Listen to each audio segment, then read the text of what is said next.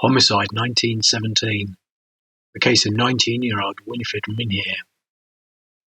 Winifred Mynheer was convicted of the manslaughter of a newly born child. She was from Ramsgate, but had been employed at the time in a munition factory in Faversham. The body of her child was found in a box in her bedroom at 138 St Mary's Road, Faversham. A 23-year-old girl that had lived in Saxon Road and who had worked with Winifred Mynheer pushing trucks said that on the 10th of May 1917, whilst at work, that Winifred Mynheer told her that she felt queer, and later that she felt that she had a cold inside. She said that she later asked Winifred Mynheer how she felt, but that Winifred Mynheer told her that she felt no better, and so she advised her to go to the restroom, but that she didn't. She said that they returned home together by train to Davington, and then walked together to St Mary's Road where they parted on the corner. She said that she called on Winifred Mynheer the following evening as she had not been into work all day, and found her in bed, and said that Winifred Mynheer said that she felt better, but still complained of a pain in her stomach, and noted that her face was flush. She said that the landlady, who had not been in when she first arrived at the house, then called her down as she wanted to go out. Winifred Mynheer's friend noted that she had no suspicions. A munition worker, also from Ramsgate, that lodged in the same house at 138 St Mary's Road, said that he had known Winifred Mynheer ever since she was a baby, and that she used to call him Daddy. He said that her bedroom was above his, and that she had to pass through it to get to it. He said that on the 10th of May 1917 that he had been on night work, and that during the evening he had called up to Winifred Mynheer and asked her how she was getting on, and that she replied that she felt a little better and thought that she would be all right on the Monday. He said that he then told her that he was going up the street and asked her if she would like anything, and that she replied that she would like an orange, and so he bought her some oranges and bananas. He said that at 3:30 p.m. on the Friday that he made some tea in the kitchen and that they had some together, noting that at the time she seemed as usual. He said that she then expressed a wish for a piece of sultana cake and that he went out and got her some.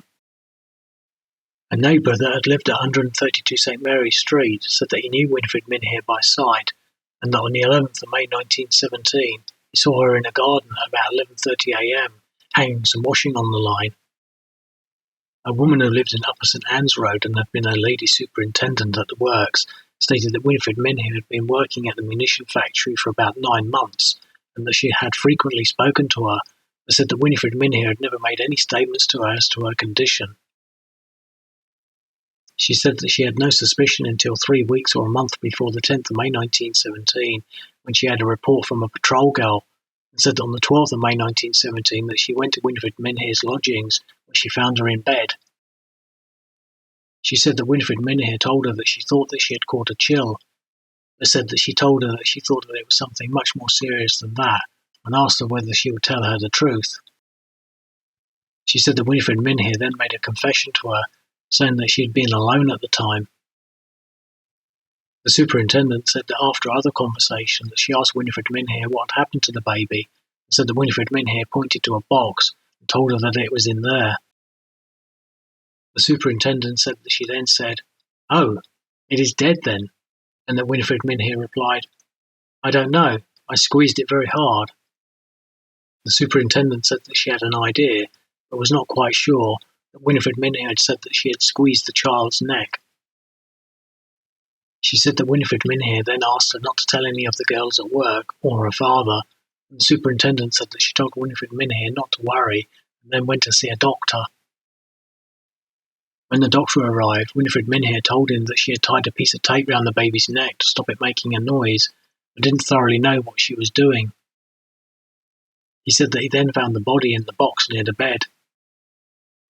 The doctor said that when he later carried out a post-mortem examination on the child with another doctor, he found a parchment-like line around the front of the child's neck.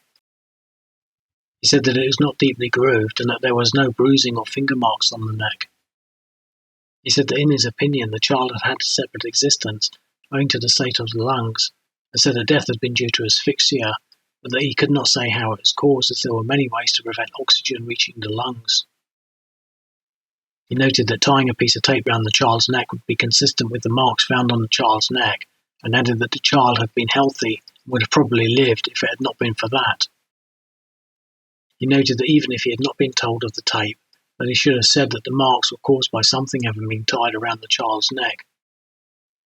The other doctor added that he considered that no woman at that time was answerable for her actions, and especially if she was alone.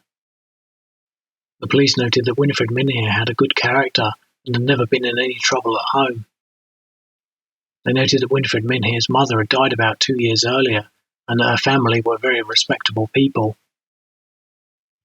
Winifred Mynheer was convicted of manslaughter at the Kent Assizes on Thursday, 21st of June 1917, and sentenced to 3 months in the Second Division. She appealed her conviction, but the appeal was dismissed. The appeal was lodged mainly on technical grounds.